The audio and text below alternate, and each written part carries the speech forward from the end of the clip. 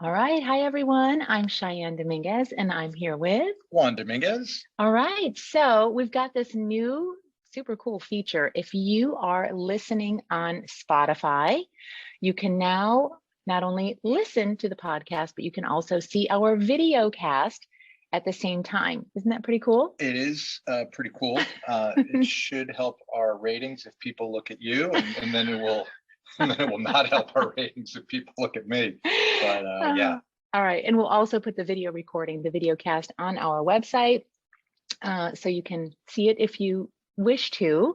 But if you're just listening in audio land, this is why you might hear us referring to our video, because it's a new Spotify feature. So Great. I'm excited to give it a try.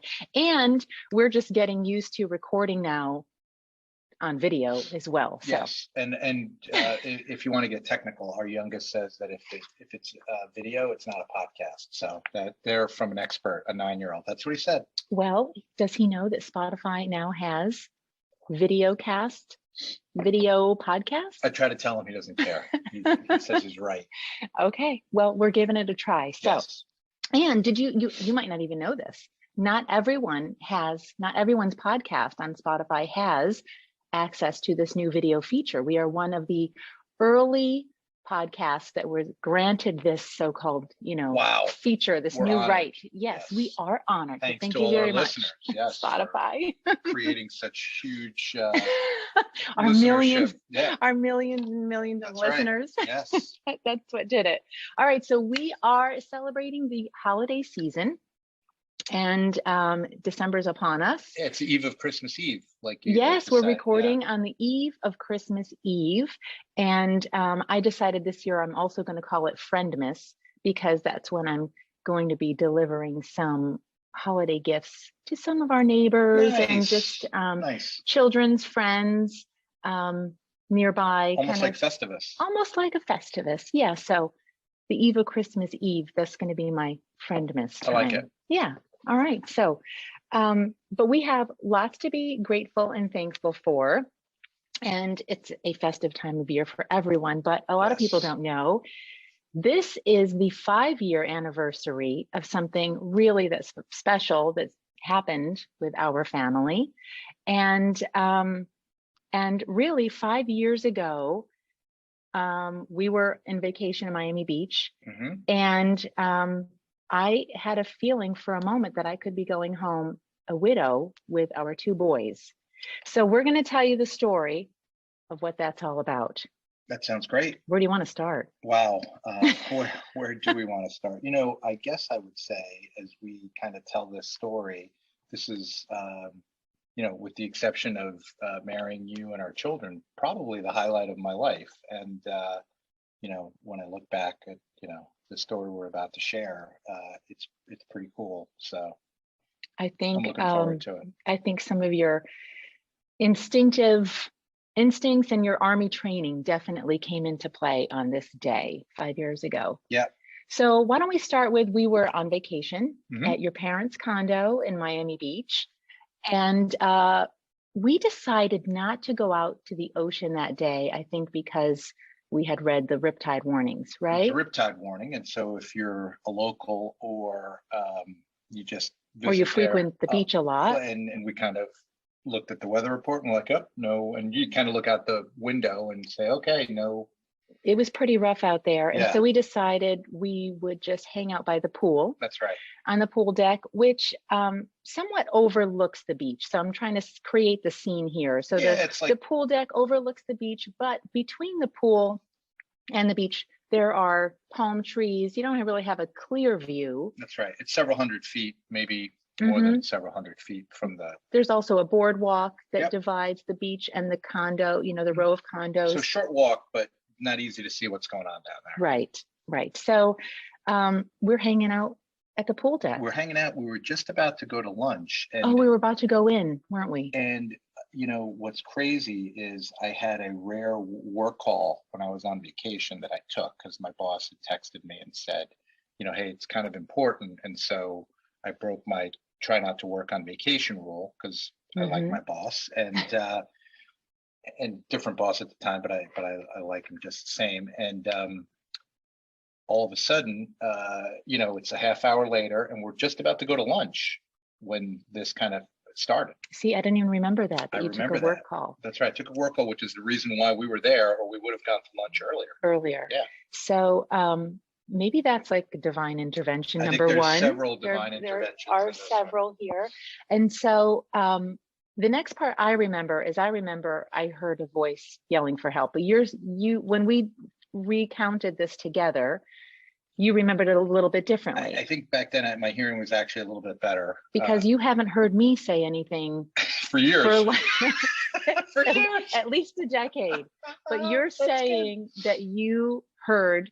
I heard a cry for help. And my hearing's not as good as you, but just very and very faint. And I definitely heard a cry for help. And when you're on the beach,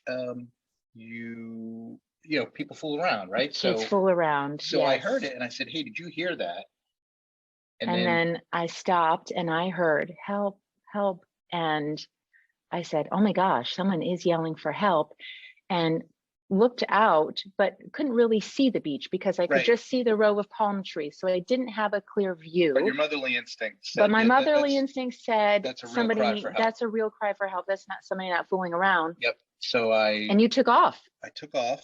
I didn't really say anything. I just kind of took off. You took off. Thinking, if it were my kids, I didn't know there were kids at the time. It sounded like a young voice to me. And so I went to check it out. And as I ran down a couple of flights of stairs that separate the pool deck from the beach.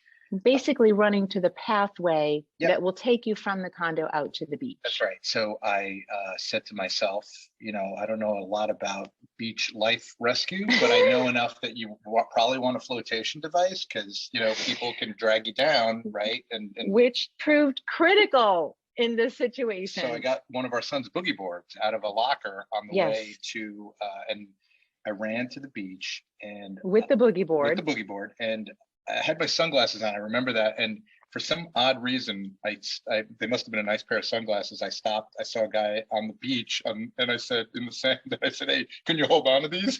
You hold my glasses, please. My sunglasses. And then I ran towards the water, and my sciatica. This is why I remember saying that this is going to hurt because my sciatica had been bothering me. And as I was running into the water and I kind of did a dive on the boogie board, my last thought was, this is going to hurt. And meanwhile, I can't really see you clearly from the pool deck. So I'm still up at the pool deck with our boys they would have been 14 and 4 and 4 years old at the time. Yep. And here's what I know about that pool deck. There is literally one tiny little spot behind that building, this row of condos that we're at, where I have a phone signal. Right. And I knew that because we've been there so many times. My phone never works out on that pool deck.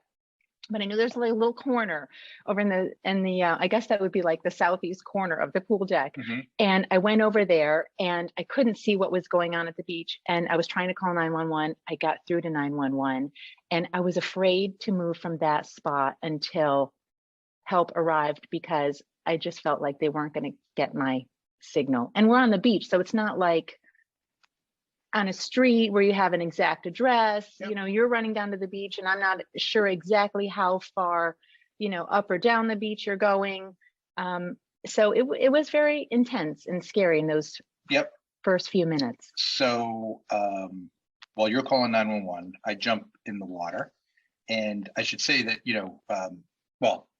I jump in the water and I get to what I think is the only young person that's struggling. His name is Caleb. He's a boy. He's a teenager. Yep. Mm-hmm.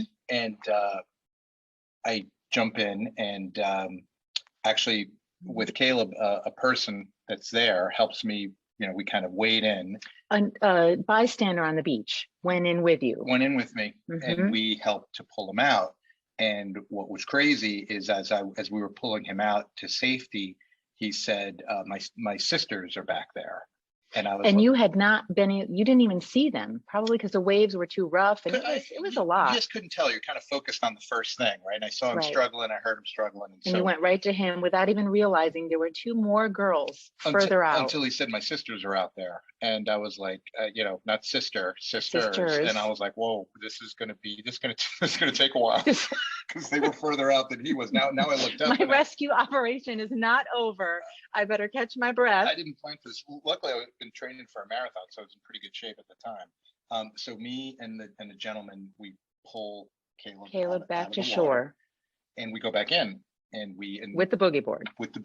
And the two of you, and his sister, who I find out later, her name is Cameron. We go out, and it's a little bit further, and the riptides were rough. It was a rough surf, and so it took a lot of energy now. And now I'm starting to feel like, okay, the adrenaline carries you to a certain point. Now I'm like thinking, oof, So we kind of bring her back, and my partner, and I never got his name. And what was crazy is I never found him. Will you bring her back? We bring her back, and he's like, you bring her ashore. We bring her ashore. He's like, I can't go back out there a third time. And then we never saw him again. When we came back, and later, we never found him again. So I don't know if we'll get to that part. Yeah, let's go chronologically. I don't know. You bring in, so you brought in Caleb with the help of a gentleman. Yep. Then you go back out and you get Cameron, and bring her back in with the gentleman. Yep. And just pause there, because this gentleman disappears after this. Right, which I think is divine intervention number 2. Perhaps, but you go back out with the boogie board. So I go back out for Kobe. She's the furthest one out. She's by herself, and as I get closer, you can hear her kind of like coughing, and she's trying everything to kind of she's taking little water, and she's definitely struggling.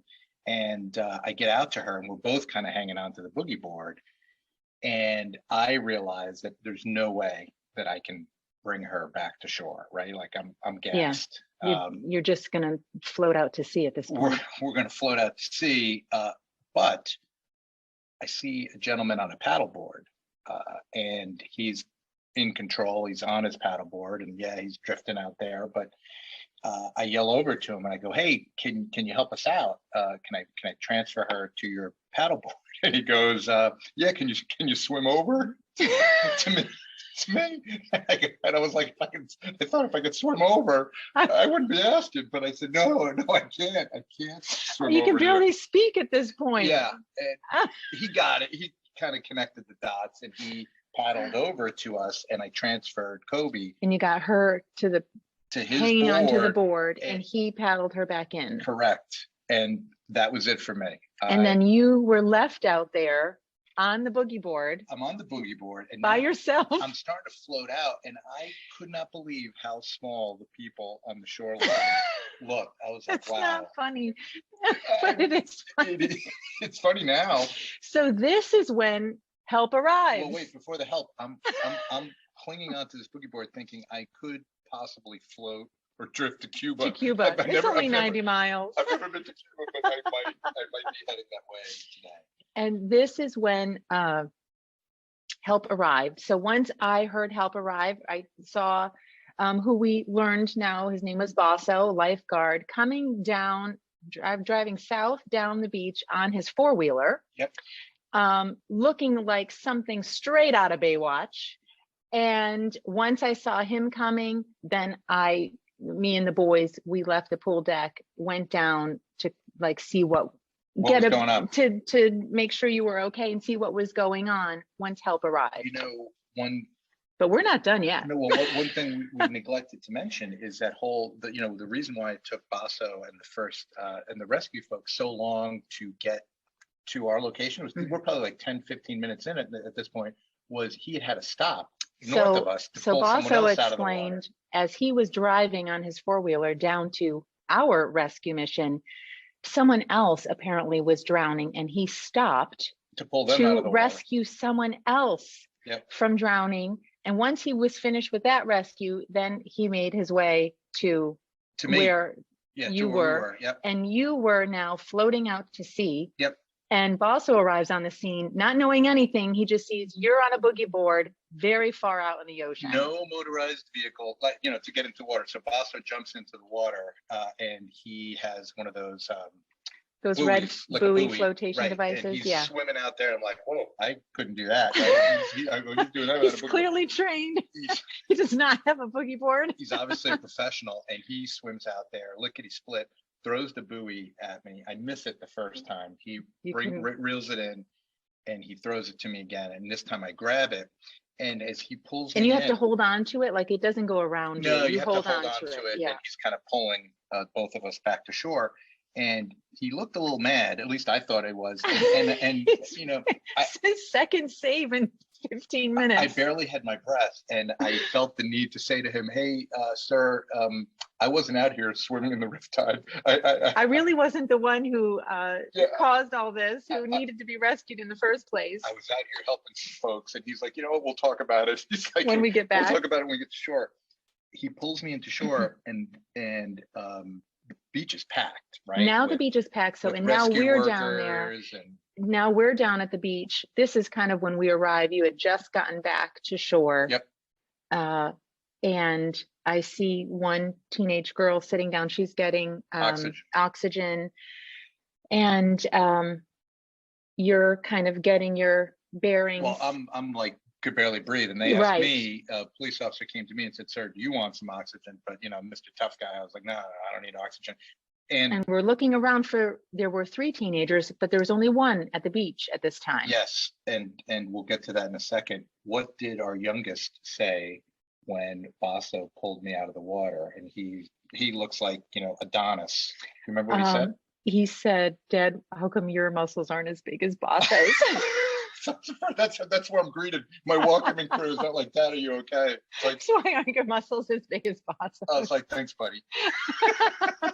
But good observation. It was a lot to take in. For a 4-year-old. Good observation. He was only 4. And you're crying, and our oldest, I've never seen his face like in shock like that. It was quite a scene. It was quite a scene. Yes. So the police officer, to your point. Yes. So the police officer is there now, and she's ready to speak to you. And you tell her. She said, sir, what happened? And I said, you recounted the story. Right, and me and another gentleman helped pull a couple people out of the water, and there was a third kid, and she's like, 3 kids, it doesn't add up. There's only one here. And now I'm thinking, wow, did I dream all this, right? Because it was crazy. Mm-hmm. And all of a sudden, Kobe's siblings, Cameron and Caleb, came running down the beach. They had gone to go get their parents, who were right next to us at the neighboring hotel. Mm-hmm. And they were running down at that point. And I was like, well, there's there number they 2, are. and there's number 3. And she goes, okay, sir, your story checks out. Can I get your phone number? And I said, sure. I gave her my phone number, and she's like, would you mind if we called you later? And I said, nope. Call me with whatever you need. And so then we kind of put all the pieces of the story together. I think the teenagers, I don't know, they were what, 17? I think they were, well, so Kobe and Cameron are twins. Twin so they're girls. They were 17, I think, at the time, and Caleb might have been 15. Yeah, a couple years younger. And they were out hanging out at the beach in the water, and just, I guess, started getting pulled further and further out, and couldn't get themselves back in. So thank God we were there that day. But we got a call from the Miami Beach Police Department, I think the next day. Got a call from the Miami, no, actually that day.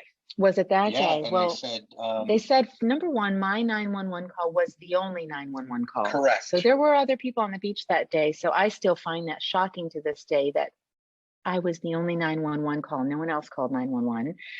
I find that crazy, but I guess we're in a different age. And there could be a video of you somewhere doing this, because there were people on the beach. There were plenty of people on the beach. And the second thing that was crazy is when they called me, they said, hey, we'd like to have a little ceremony with the family whose children you saved or helped to save, and you. And I was like, oh, you know, I don't know that that's really necessary. Like, oh, no, we insist. We have a lot of these situations, and unfortunately a lot of people drown because no one ever really usually gets in the water to help out. So that's, well, no one's probably trained to get in the water, and thank God you had a flotation device. Yes. And yeah, absolutely. And you were very physically fit at the time. I mean, so we really had a lot of the right things Yes. in our favor. Well, I'm very physically fit now, just for the record. So just kidding. So anyway, we go there the next afternoon and we meet the mom and dad of the kids, and Mhm. you know, the dad asks me to kind of recount what happened because I think, you know, he only had bits and pieces. Right. He had pieces from the kids. Yep. And he wanted you to share your perspective of what happened. So we kind of ran him through what happened. I don't think he and his wife realized up until that point that it wasn't just Kobe, because the other two kids had gone back to the hotel to get their parents. Yeah. And I don't know if they were, you know, keen on letting them know everything that had happened necessarily. And so they had a part of the story and not the whole story. And I think his face, you know, kind of the blood ran out of it when he realized that all three of his kids, you know, might not were have in been trouble there had it not been for, you know, a bunch of folks at the beach kind of banding together to help save the three of them. Yeah. So the first gentleman who helped you bring in the two trips out. Yep. We never saw him again. I think that was divine intervention too. How could he just leave and disappear? I mean, you know, I don't know if maybe I dreamt it, if he was a guardian angel, right? Like who knows? But if you're out there, sir, and you hear this, you know, thank you, because And what about the guy on the surfboard? The guy on the surfboard, I don't know if he was on the beach either. We didn't stay too long on the beach, right? Because I was exhausted and you were in shock. I was really upset. And we hadn't been to lunch. So I think we were hungry, right? So all of that together, we kind of just very briefly. We just kind of gathered ourselves and went back in, and you know who was? You know who was still there? The guy that had my sunglasses. The first time, he was still there. And as we were walking holding back, your sunglasses. I was like, sir, thanks for holding my sunglasses. So I got my sunglasses back. That's a fine end to the kind of story. It's like a round trip. But the Miami Beach Police Department did honor you the next day. They gave you the what is this called? It's beautiful. It's a get out of jail free coin. No. It's like the coin it's like the key to the city, but it's a coin to the city. And they did say that it's normally reserved for police officers. That's right. It's a very special coin, only generally reserved for police officers. And I was an exception. And yes, you know, we're still connected with Kobe in particular, and her parents on Facebook. And she's so sweet. We talked about it at the ceremony the next day. So Kobe's was the third to come out of the water, and probably the one who needed the most little bit of medical attention. And when we spoke the next day, I said, you know, what do you plan on doing with the rest of your life? Because I bet you it's going to be pretty special. You asked her that? Yeah, I did. I sure did. Yeah. That. And I think she calls me Mr. Juan, and we stayed in touch, and she graduated, and she's doing great things in her personal life now, as are her other siblings. And she messages me on Facebook from time to time around this time of year just to say, hey, I remember that day, and thanks for everything you did. So wow. Really cool. Yes, and it's the 5-year anniversary, so we're thankful we still have you.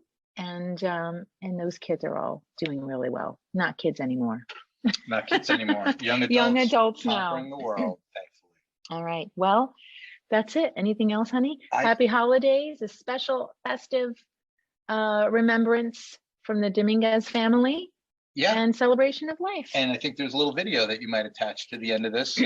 That's right. So thank you for reminding me. So the company you were working for at the time, you work for a different organization now, but at the time they got wind of it, and they honored you with a special video montage at annual leaders gathering. Award ceremony. Totally unexpected. And that was a complete surprise. I worked with their production team to help surprise you with this and honor you. What a surprise in front of several hundred people when that had no idea that was in the works, and it's super cool. So if you get a chance to watch this on Spotify, please do. And if you're not watching on Spotify, if you're listening on another platform, you'll hear the audio from that video honoring Juan and all that he did that day. Well, I'd say thank God for being on my side and on the team side that was there that day. Absolutely. Absolutely. And you're still working on getting your muscles like Basso, but you're very close. So close. Basso, I'm coming for you, baby. I'm coming for you. All right. Enjoy this video and happy holidays. Happy holidays to all. Happy holidays, everybody. Bye. Good evening. I'm Jose Diaz-Balart. Tonight, I share a story of bravery by one of our own, a Comcast business colleague who we consider a hero.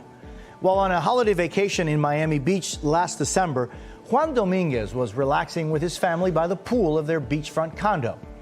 Their peaceful morning was interrupted by yelling and commotion coming from the beach. Someone was in trouble. I heard a yell for help from down at the beach. I heard, "Help, help." And it sounded to me like a kid, and it sounded to me like he or she wasn't kidding around. An Army veteran and West Point graduate, Juan's instincts immediately kicked in. He ran toward the beach, grabbing his son's boogie board from the pool deck. This flotation device would prove critical as he faced the challenge in front of him. Juan's wife, Cheyenne, called 911 as he ran into the water toward a teenage boy struggling in the surf. Brought him in on the boogie board, and the boy said, "My two sisters are still out there." With the help of a nearby surfer and his surfboard, they safely pulled the girls to shore. But Juan, exhausted from the trips back and forth to the beach, was being pulled out by the strong undertow. I actually thought in the back of my mind that I could be leaving vacation. I could be going home as a widow with my two boys. Clinging to his boogie board, Juan was the only one left to rescue. That is actually when the lifeguard arrived on the four-wheeler. The following day, the Miami Beach Police Department honored Juan Dominguez for his bravery, presenting him with the MBPD unit coin, an honor traditionally reserved only for police officers. Juan's family, along with one of the girls he rescued and her parents, were present at the ceremony. That's just the kind of guy he is. He's the guy you want on your team. He's the dad you always wanted. He's just that kind of guy. He puts other people first, and he wakes up every day thinking how he can be a better person. Natural instincts wouldn't send most people running toward potential danger, but those who know Juan would expect nothing else. Juan, you are truly an inspiration and a hero in our eyes. On behalf of your leadership team and all of us here at Comcast NBC Universal, we thank you.